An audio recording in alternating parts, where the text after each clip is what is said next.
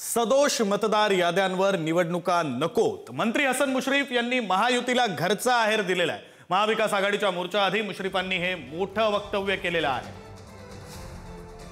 हसन मुश्रीफ हे सत्तेमध्ये आहेत, ते मंत्री आहेत आणि मंत्रिपदावर असताना त्यांनी हे वक्तव्य केलंय। त्यामुळे महायुतीसाठी हा घरचा आहेर म्हणावा लागेल। एकीकडे या मागणीसाठी सत्याचा मोर्चा हा महाविकास आघाडी आणि मनसेकडून काढला जातोय आणि दुसरीकडे आता सत्तेतील एका मंत्र्यांनी हे वक्तव्य केलेलं आहे। हसन मुश्रीफ यांनी म्हटलेलं आहे, सदोष मतदार याद्यांसह निवडणुका नकोत अशी जाहीर भूमिका हसन मुश्रीफ यांनी घेतली। किती यंत्रणा असली तरी आपल्या देशाची लोकसंख्या 140 कोटीच्या वर आहे। त्यातले एक 20% सोडले तर एवढे मतदार आहेत आणि मग शेवटी काही प्रिंटिकल चुका होतात, काही मिस्टेक होतात आणि संधी असताना आपण हरकती घ्यायची तेव्हा आपण घेत नाही आणि मला वाटतं अशा चुका हे मला वाटते प्रशासन दुरुस्त करेल असं मला वाटते। आणि आजचा मोर्चा हा जर त्यासाठी असेल तर आमच्या सगळ्याच पक्षांची, मग युतीच्या सगळ्या पक्षांची सुद्धा अशी सदोष मतदार यादीवर निवडणुका घ्यायला आमचाही आक्षेप आहे। या याद्या दुरुस्त करायला आमची काही हरकत नाही। तर राज ठाकरे थोड्याच वेळात सत्याचा मोर्चासाठी शिवतीर्थ या त्यांच्या निवासस्थानावरून निघणार आहेत। राज ठाकरे लोकलनं मोर्चास्थळी पोहोचणार आहेत। वाहतूक कोंडी टाळण्यासाठी लोकलनं प्रवास केला जाणार आहे। चर्चगेट स्टेशन परिसरामध्ये मोठा पोलीस बंदोबस्त आता तैनात करण्यात आला आहे।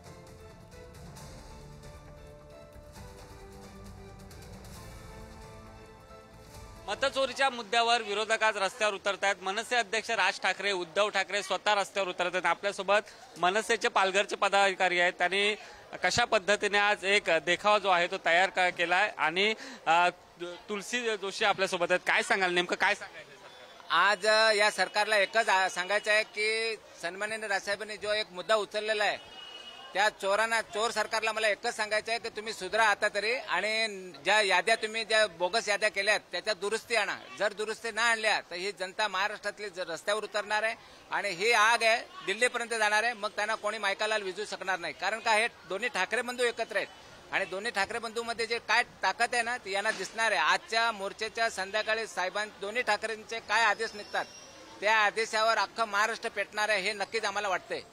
दरवर्षी काहीतरी आंदोलन असतं किंवा त्यावेळी वेगवेगळे थीम घेऊन येतात।